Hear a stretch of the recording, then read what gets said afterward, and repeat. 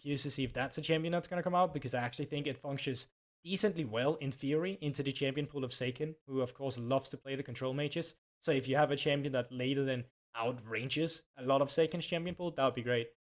Just from a drafting point of view as well. So curious to see why K-Cup decides to put their eggs here in this second draft basket. It is going to be the Corki from Peng. Yeah, I think taking that Corki away from Payne makes a lot of sense with the Veigar as well. We spoke about that previously.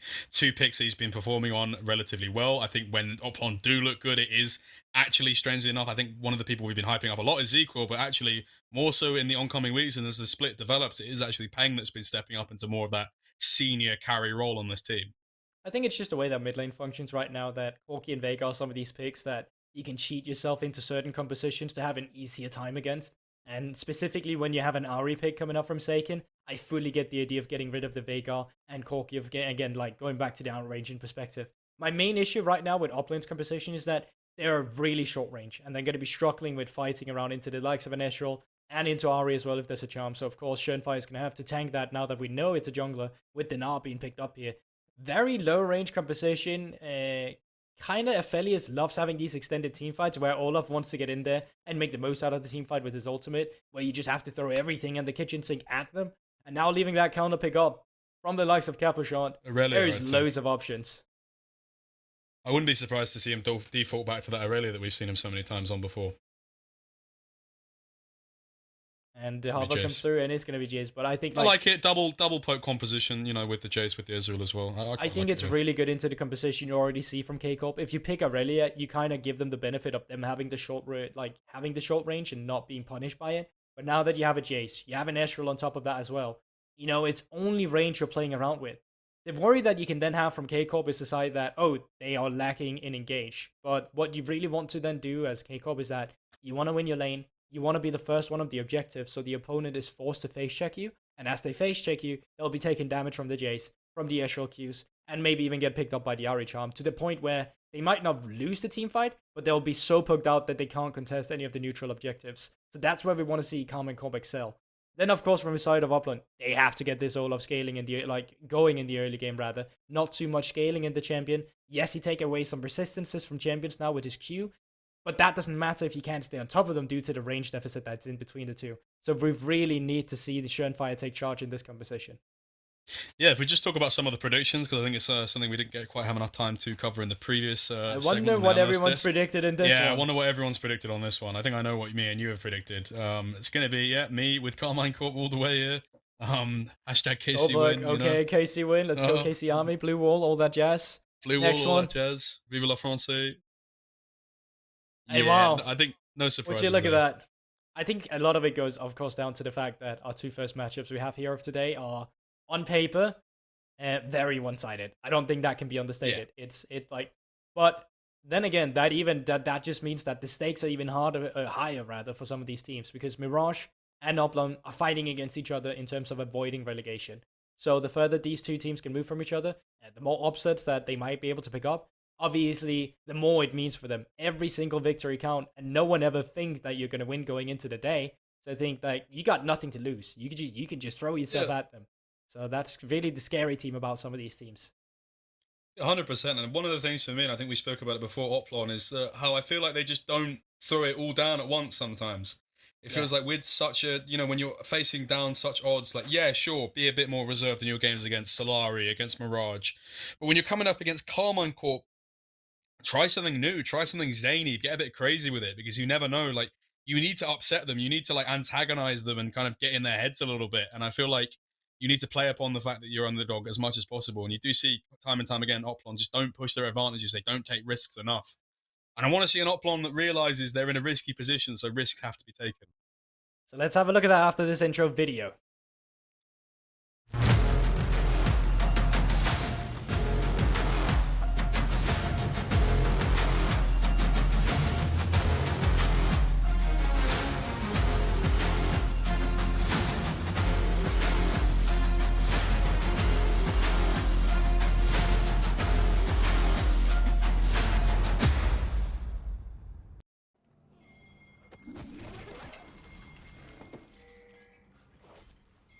Versus the Blue Wall that you said, is that what they call their fans, the Blue Wall?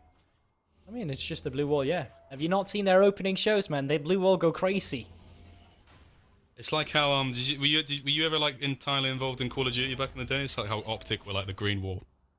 I actually weren't, but I understood why there was a green wall. I've actually never understood why it was a blue wall. Well, I think it would be more of a red, white, and blue wall. But speaking of optics, we can see here in terms of our vision that is available to us, 3 people into the bush at the top side is for Oplon. Trying to cheese something out, trying to start something new, do something new. I like this from Oplon. We spoke about how important it was for them to just kind of come out with a surprise almost. Might just manage to do that. Twist, is he going to flash for it? Not quite. Tries to land it through the wall, couldn't quite do it. Well, I think at least you got the mana flow ban on ping, so that's, like, if there's any positives to take away from that invade, that's one of them. They can get some intel on towards the enemy red buff. You can see Shenfire put down a ward on 113's red buff. Reckless almost stops Seacor from backing, which obviously could have had some implications of the laning phase. But nothing of the likes of yet. They just trade out vision here. Reckless might drop a ward 2 in the jungle. There we have it. He's going to get a little bit of vision there. Just, you know, it's a bit of a, you know, just... What is that? What is it called when, object, God, forget me. I was trying to say something smart there, but I've not remembered what it is. You're usually good at this. Don't worry, buddy. Don't lose No, self-confidence. I'm normally, You got yeah, this. well, you know, you can't hit every time. I hit 9 out of 10 times, but, you know. It's like toothpaste, Corp. You know, like toothpaste, when they say, like, this toothpaste is recommended by 99% of dentists. There's just that one dentist who hates it. Absolutely, yeah. This was that one dentist. That was your who one hates it. moment. That was your one moment. Speaking of getting our teeth sunk into this game, talk to me about the bot lane matchup, Corp. Personally speaking, I really love being Renata in this matchup. I think it's so free. Renata, when she came out, would go for Airy, and she was so squishy like any other enchanter. But what you usually do now instead is that you just have incredible defensive. You just go attack speed, armor instead. Don't really care about the extra damage. You get the shielding that you have here, and you have the extra Guardian on top. And that's why Hantera is just stepping up. Because even if he gets hooked, he'll win the trade because of the Guardian and the shield from his E. And then he can just dislocate his opponents with the handshake afterwards. It's a really good matchup to have, and paired up with Ezreal, you can just get priority in that bot lane whenever you want. I feel like it's an important thing to have unfold, because obviously Ezreal, a champion we see Reckless on for most of the split. A lot of the split we see him on this Ezreal, this MF. More to facilitate an island style whereby Hantera's roaming a lot, but being able to pivot into that 2v2 style is something that's very interesting for me, because obviously Zikor and Twist were B2, B3 picking this Felios Nautilus lane. So obviously this is what they wanted, and I feel like Karmine Corp having that answer is very important for them. I think so as well. Like, keeping them intact in lane is obviously good. Doesn't allow them to excel in that laning phase per se. But at the same time, I don't think Oplon has picked this certain composition just due to the fact that they can 2v2 it. There's a reason why they also go with the Karma in the mid lane. They want to play for that mid to late game. They want to play for the skirmishing once you start grouping around the neutral objectives. And once again, I understated or stated before that it's important that K-Corp is first of the objective because they have the poke. Well, it's also important for Oplon to be the first because they need to turn, right? They have the extra mobility. They need to run at their opponent. So having the luxury of having your opponent run towards you when they want to approach a neutral objective is really good. The main problem Oplon then have is just going to be the poke. The fact that Jace and Ezreal can stand away so far now. 1-1-3. Like this from them. They're going to be able to find that W from Peng onto 1-1-3. He's flashed away now. Dalek with the prior. That should be first blood over to Shenfire. I'd hope you'd give it to. They do give the kill over to Dalek on that Gnar. Going to be able to get himself a lead in that lane. But for me, Goldborg here, we spoke about how important it was for Shenfire to get this early advantage. I would have liked him to take that kill. I think it's fine here. You still allow the Gnar to stabilize a little bit, but of course, if you get the lead against the enemy jungler and you can start facilitating your own invades, that would have been lovely too. But it seems like the team had an idea that Dalek needed that kill. And on the same side, I feel like that's 1-1-3, allowing himself to get collapse on there. Didn't have mid-move from the side of Seiken. Peng was the one who could move first. Shenfire, of course, also just in the correct position. And he should have expected Shenfire, because 1-1-3 took the bot side scuttle crab and should have automatically expected that the enemy jungler would be ready to contest on the top side instead. Now Cabochard with a stacked wave. No jungler nearby to go for a gank, but you can actually see Seiken moving up just a little bit, trying to threaten. And potential idea in Dalek's head, but now that he's back in lane, it's nothing to worry about. Object permanence is what I was trying to remember earlier. It's the, you know, the idea that something doesn't really truly exist until we see it. But Twist is finding out that Hantera exists. Reckless goes rather aggressively there. Zikor finds the double stun guns. Not a lot of fun to be had in this bot lane so far. Yeah, on just trying to crash in waves. Yeah, if you're confused about the fact that I said, well, Reckless and Tara could just crash raids all the time, well, this is a byproduct because of that. Because they crashed on 3. Oh, let's hold on. They found Zekor here. He's had to flash away. Ignite does go down onto him. Schoenflies off to the side as well here. Tara goes quite low as well. Going to be flashing away. Reckless has gone in. One more will do it. He has to flash forward to get that, but he does get it eventually. That could have been very, very bad for Karmine Corp. And that's the most bot lane action we've seen out of Karmine Corp in a while. They usually like to keep Reckless on the weak side, but now opting in for the 2v2. Still finding the trade. If 113 can stop this wave from being crashed, it'll be huge for Reckless. And yeah, that's exactly what they're doing here. This is sick, because he'll get such a good level advantage against Rasiko. 113 taking a little bit of the farm, but either way, this should automatically set up a slow push in towards Reckless. So in terms of minions going over to either of these AD carries, definitely favoring Reckless, and also the fact that Reckless gets the kill first obviously gets the experience going for him too. I'm going to be interested to see what the decision tree is here from Schoenfire, whether he does actually go for that base. I feel like with the wave state in bot lane, you also have to take into account mid lane priority. There's an interesting point here where both junglers had that bot side camp, the Krogs and the Gromp respectively. I wanted to try and see whether or not one of these junglers would try and get a tempo delay and go for this dragon. Yeah, I mean, I think 113 for sure is doing a right thing here. There's no camps up currently. Yes, your red buff will be respawning in a second, but they need to get vision of this bush. And you can see it. They're so scared to walk up. They know something is wrong. Zekor still losing CS because of the wave state. Yeah, I think honestly, 113... he doesn't even necessarily... there's a decision to be made here. Like, he doesn't necessarily have to be here. I feel like almost the idea of him being here, it's like we spoke about in that previous game, the threat of him being here is almost greater. But now Zekor and Twist, the time has elapsed whereby they're stepping up to this wave now. They see that E. They realise the error of their ways. It's going to be an R in from 113. That's going to be Zekor dropping down. 2, I believe, is going to be Reckless taking that kill. Twist as well has the flash available. Shouldn't be seeing him drop as well, but... it's that wave state, and now they're going to be able to fully crash this wave with the help of Tara and Reckless. 113 going very aggressively over the wall to stop this next wave as well. Oh, they might take this dive. And what's Schoenfire doing at the opposite end? Why are you not invading, buddy? You see enemy jungler here. His entire red side is up. Yeah, he's just never going to be here on time. It's a very confusing decision here from Schoenfire. Like it's saying, well spotted there, Goldborg. I definitely think the opting in has to be there with that kill that you've already garnered for yourself. He's going to be ghosting in here to try and get 113. And 113 doesn't have that flash just available just yet. Peng's here as well, trying to find Tara. Reckless is going to be getting caught out as well. Never mind, Goldborg, we were completely wrong. Apparently this I was going to say, usually, and the reason why I say this is because, like, I actually would have loved that Schoenfire moved in towards the red side jungle even earlier, because if they get intel that the red buff is still up, then the Oplon bot lane have to know through process of elimination that 113 is still towards the bottom side of the map.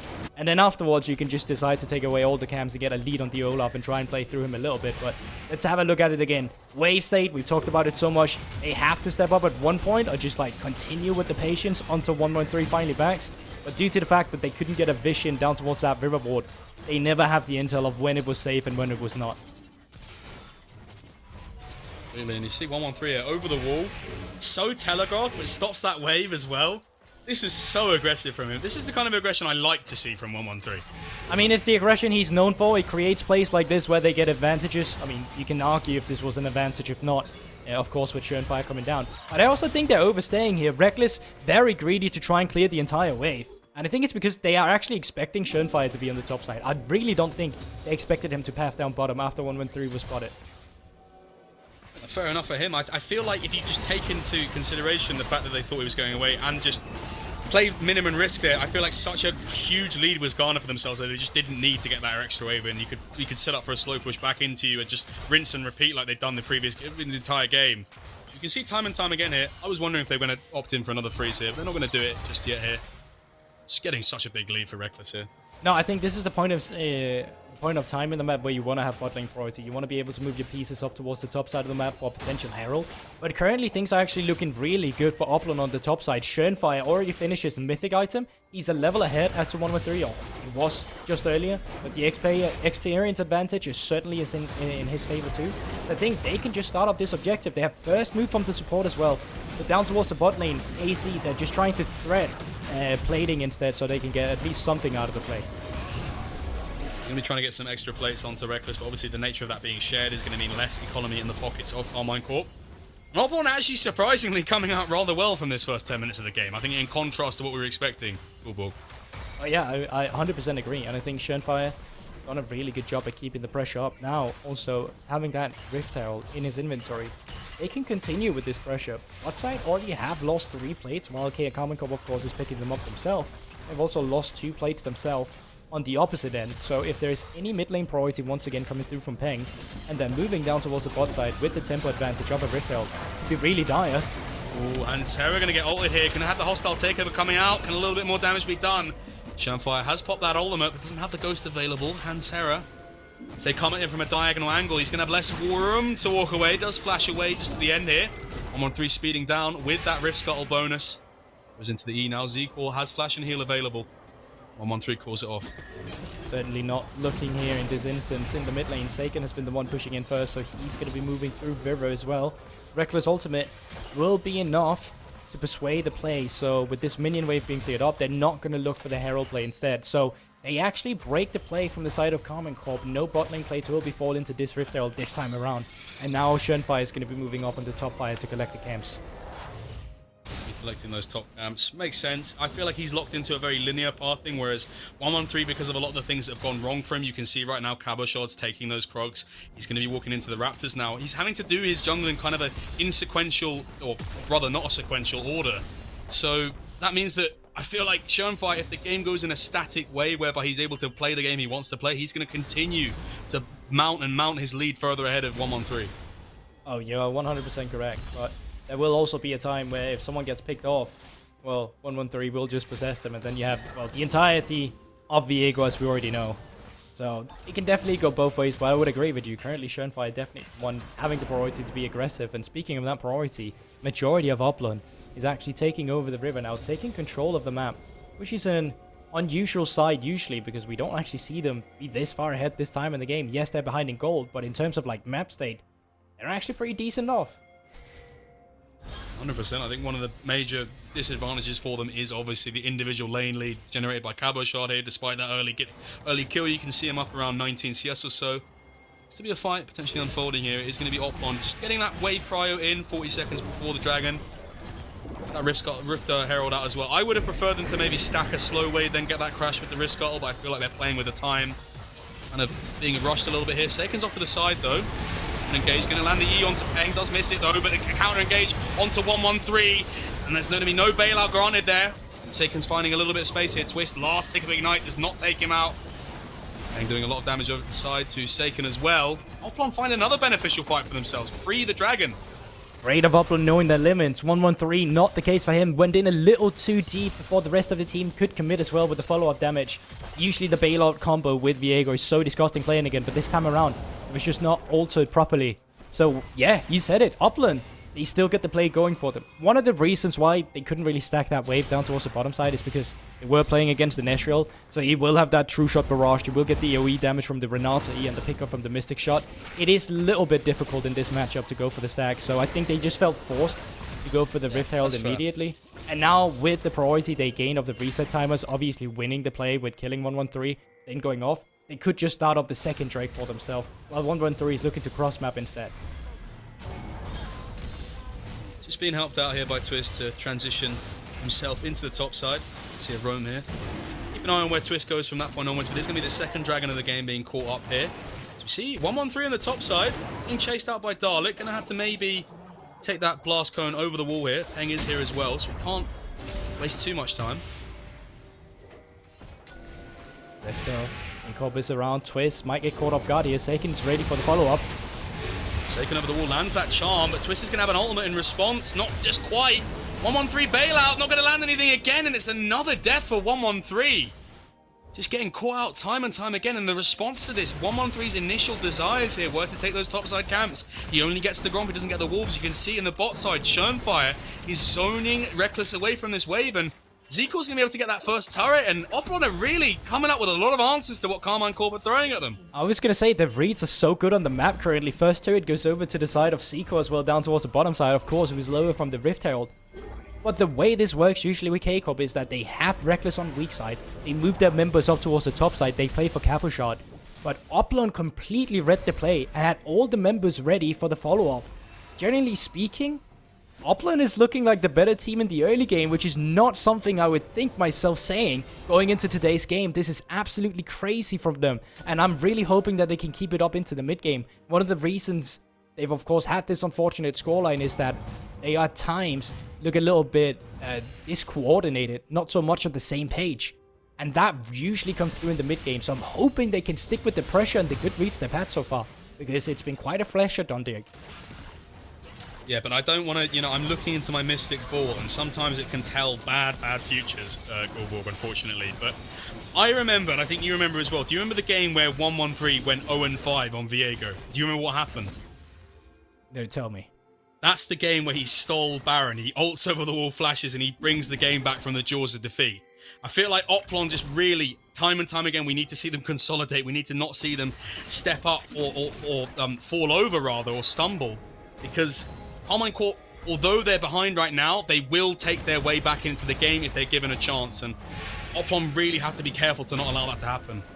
I wonder if this is the chance, though. There's first move from Dalek as well. He still has that teleport. Capuchon can, of course, match himself, but they'll leave in wave state. And I actually think if this skirmish breaks out, it could favor Oplon again.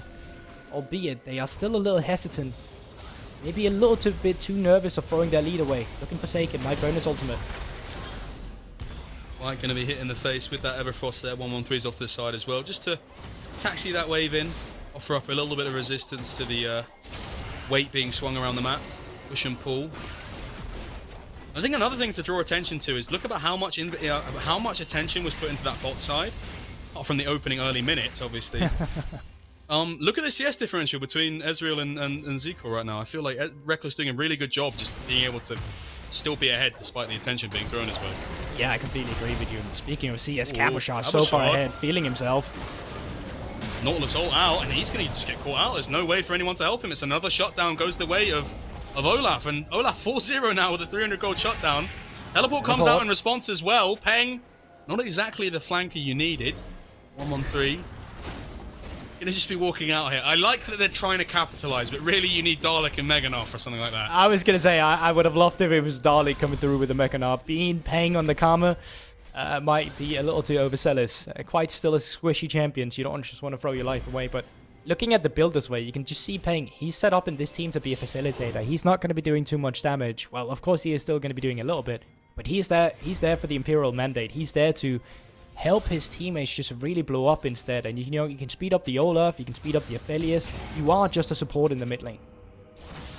Yeah, very much like you're saying, that facilitator. I think that owes furthermore. There's not really damage build coming out of the Imperial Mandate, like you're saying, and then building towards a further support item. I feel like it's very much like that kind of, you know, the C9 LS compositions where it's like you put something on like an Olaf and then you have the enchanters to play around it.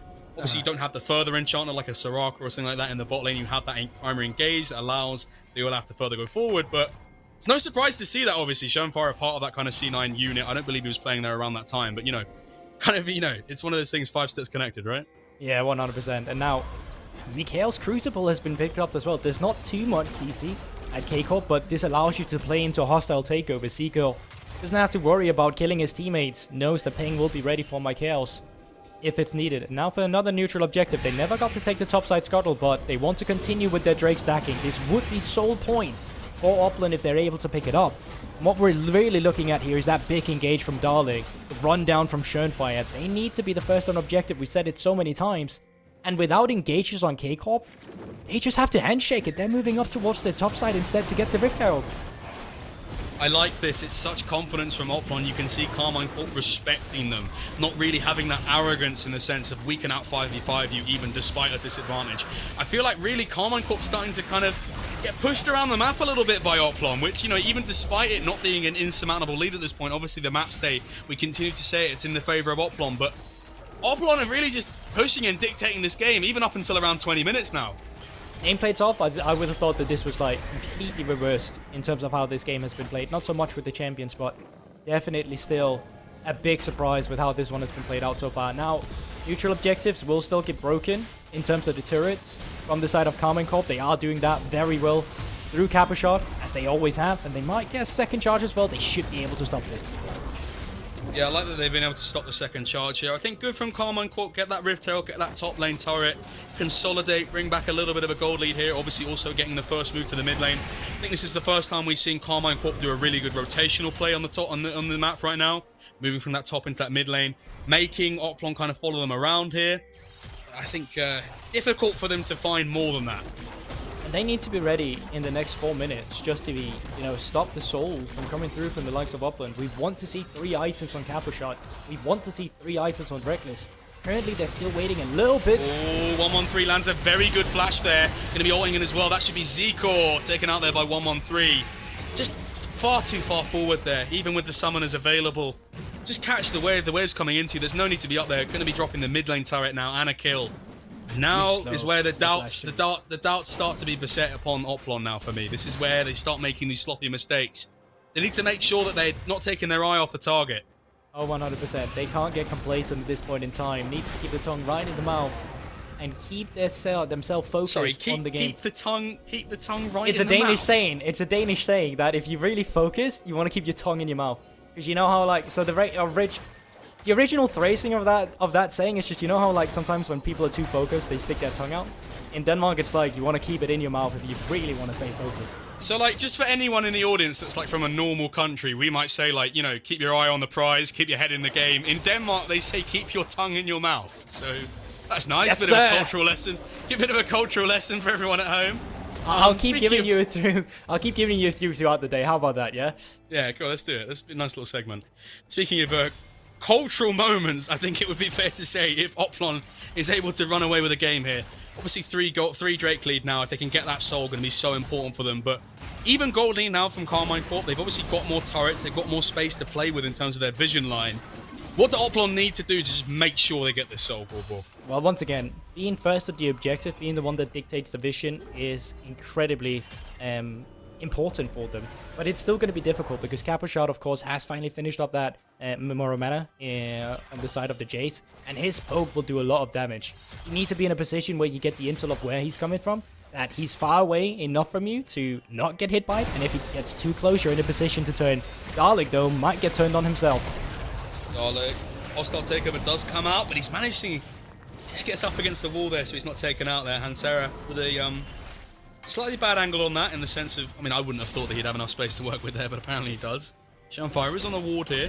We see Karmine Corp here, they are moving their vision line up, they're being rather aggressive in that regard.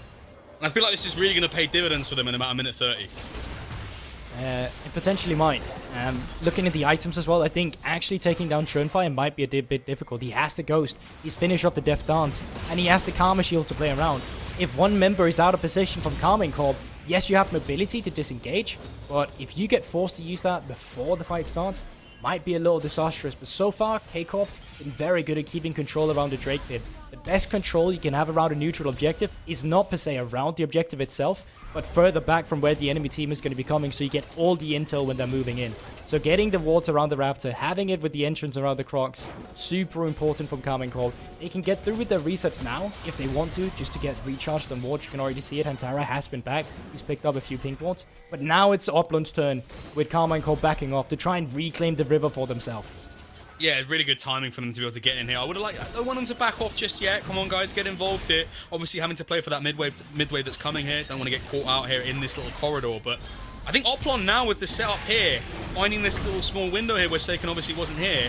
Seiken goes in for a little engage, doesn't find anything, and this is really massive. Now Oplon have position. And Karmine Corp are going to be hard-pressed to find their way in here with Seiken already using that ultimate. Primary engage, sort of that ability to find these picks. Oplon just need to stand tall and weather the storm that is going to be coming at them now. Yeah, crucially as well, Seeker got the Calibrum. He can play around with the range too, find a good flamethrower, the AoE damage. It's important that we keep our eyes on 113 in this fight. He's been known for getting crucial smite steals away sometimes. That's been started up by Oplon now. 113 actually in a very good position. On the objective himself, Karmine Corp, they need to play around that poke. But it's good dodges coming through from Oplon too. It's great there from Pain. Now they've got full position of it. It's not being dragged out. It's going quite low. Zikor does not land the ultimate. Look at 113. Can he get in the pit here? It's going to go low. It does go the way. Ezreal is the one who steals it. Karmine Corp do get the dragon, but now can Oplon manage to find a fight here? Schönfire goes primed here, trying to find Hantera. Gets a reset on that. Going to get charmed up though. Ultimate has run out here. Dalek's still going. They found 2. The Baron has been spawned. They are going to be going towards it now. Dragon doesn't go their way. They don't get the soul, but they might be able to get the Baron, Goldborg. Oh, Cabrishot has teleport as well if he wants to get back, shop a few items, and then return to see if he can poke anyone of them down. But this is a good situation for Oplon. No jungler. Seiken might be face check and twist. Oh, they found Seiken. This could be massive. Cabochard off to the side now. Gonna have a massive EQ here with an Eclipse. Reckless over the wall. Can he find another steal? It would be rather lucky. It would be his day if he could do it. Schoenfire's the one who's gonna take that Baron, and Oplon don't get the soul, but they do get the Baron, and this is... Armor shield. Yeah, coming through clutch. No worries there. Oplon finally gets to dictate the pace of the game as well with this Baron buff coming through. They should finally start to be able to pick up that mid lane turret, to be able to play towards the side lane instead, and find skirmishing in the jungle. Having to play around terrain is really difficult from Karmine Corp if they're playing into an Ola. They want to be able to create space for themselves, and they might have to use, arcane shift to get out flashes as well if you're fully out of position, especially from the likes of a Jace too. You are grouping up, but it looks like Capuchard is actually looking for Dalek on the top side himself. Dalek's been caught out a little bit here. Going to be eating away, gets queued into the face. No speed gate needed for that acquisition made by Cabochard, and I feel like that's going to slow down the Baron kind of siege from Oplon. It creates a pressure point from Karmine Corp that Oplon has to respond to, so yes, in conjunction of that, it will stop their pressure quite a bit actually. As you can see, they're not even out on the map. Despite them having Baron buff, they're in a 5 versus 4 situation. They can't really excel their pressure elsewhere, and so far Schoenfire is just farming his own camps. Vision control still very much in favor of Karmine Corp, at least from the top side river down towards the bottom side as well. They are not being spotted when they're making their move here. I feel like time and time again, Karmine Corp, despite them being so behind in terms of a map state, we're able to kind of maneuver around the map in ways that are beneficial. People, each individual is really pulling their weight, whereas I think overall as a team, Oplon obviously pulling their weight, but you can see time and time again there. We saw the play previously, the top lane into the mid lane there, obviously capitalizing on Z-Core's misplay, and now here the solo kill from Cabochard. It's what's keeping Karmine Corp in Z-Core, just as you say that. Speak of the devil, Shallow Pit gets a lot of heal here, actually. 113 is going to find a little reset here. It takes a few more hits from the turret. Schoenfire's off to the side as well. Have to ult away here. Twist has an ultimate onto Seiken. Needs to find a lot of damage before he gets over the wall. Twist! And shout as 113 and Seiken get taken out on the side lane. They get 2 kills, but what are you forfeiting it for? Reckless looking for the mid lane, not able to pick it up. Caposhot is on the top lane as well, 600 gold, equivalent of 2 kills. So it's still traded back, but you get the extra time to play around from Oplon now. 30 seconds of Seiken, 20 seconds on 113. What can you use this time for? They need to use it for something, that's for sure, and I think it's important, like you keep saying, Goldborg. Karmine Corp always have an answer, and despite the fact that Oplon have a Baron, they're trading even at this point, and that's really not what Oplon want. They need to consolidate. They need to really pull their advantage, push their weight across the map, and obviously a minute 30 until that soul, that's going to be another crucial point we see them. We have to see how that vision set up. I think with the Baron being so low into its timer now, they need to just put all their resources in controlling that bottom side of the map. 100%. You are correct about that. Cabochard, I think, crucially, will actually have his teleport up for that time of being. So I wouldn't actually mind just seeing him moving up towards the top side and be a pressure point on that top side inhibitor. Make sure that they can stay through on the side of Oplon. It's gonna be really good from his instance. It's gonna be very good, like you're saying there, Goldborg. And for him to be able to do that, I feel like him, the one-man mission very much, because where 113 and where some of the team have fallen short in some of his exchanges, he's very much stayed on that island, stayed isolated. We even spoke about earlier, even though Dalek was able to pick up that first blood onto 113, Cabochard still able to build 30, 20 CS lead, constantly move towards this. Ironically, the first turret we see is post the Baron buff, but Oplon have capitalized on a bit of a mispositioning here from Karmine Corp. They're going to be able to move towards the second turret as well. Now it's just a case of can they get caught out. Seiken in an area where he might get spotted on Vision too. We have 2 solo laners on the bottom half of the map currently. They're split up right now from the side of Karmine Corp. They might be able to pincer their poke down. You can see they've already almost created a half circle around the Oplon players, but now they're coming in as a group, and they need to reclaim the territory, which of course is the Drake Pit. As the crescent moon of Karmine Corp starts to bloom, will they strike? A lot of damage off to the side there onto Peng from Cabochard. It is Karmine Corp that have the position here. It's Oplon having to come into them, having to come into that hostile takeover. 3-shot barrage does a lot of damage onto Z-Core. Here comes out the redemption, tapering the wounds and putting a band-aid over that poke that's been dished out so far by Cabochard. But he's got that on around a 6-second cooldown now. They've got to really play hotcakes at the moment. Zcor steps up here. 4K is the score on the Baron, the HP rather. Gonna be a contested 1v1. It does reset now, and they're playing chicken, surrounding each other. Duck, duck, goose. Who will take this dragon here? If Oplon can secure it, it would be massive. Hostile takeover comes out. It's gone low. Dalek's over the wall now as well. Who's it going to go? Where's it going to go? It's going to go the way of Oplon. They get the soul now. Can they walk their way out of the fight? Meganar is not going to be available so far. 113 is going to be standing up. Dalek, flash away. Nautilus ult is a great disengage. Oplon have got on their soul and walked out. It's the greatest heist of all time as Oplon continue to outdo Karmine Corp in this game, Goldborg. Moving up towards the Baron pit here. They want to retain Vision. Baron, of course, spawning in 40 seconds. Having a bad reset timer here could be crucial. So I think Karmine Corp, they're trying to keep them on the map. Seiken can afford a bag. So can Cabochard. They still have their teleports.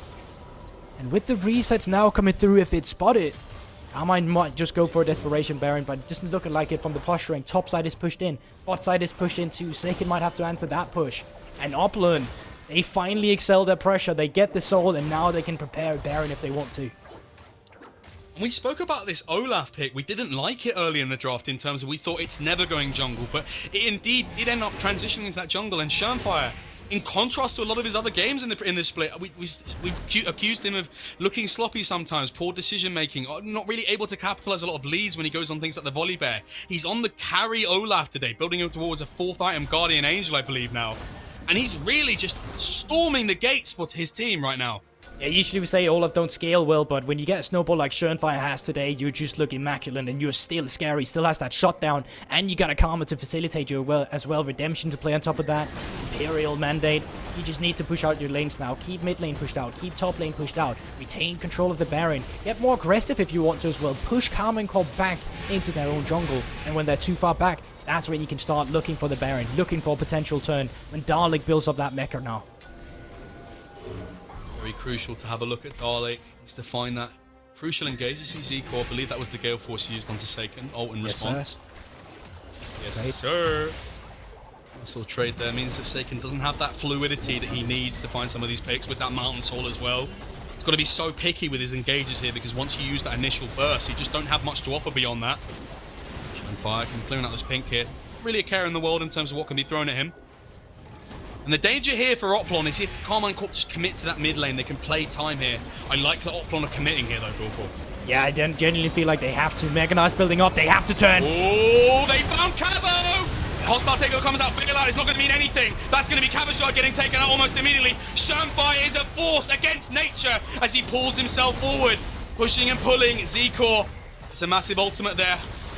True Shot Barrage does strike true into the hearts of 5, but the hearts and fans of Oplon, this could be a second Baron for them, and they continuously able to find advantages in these fights.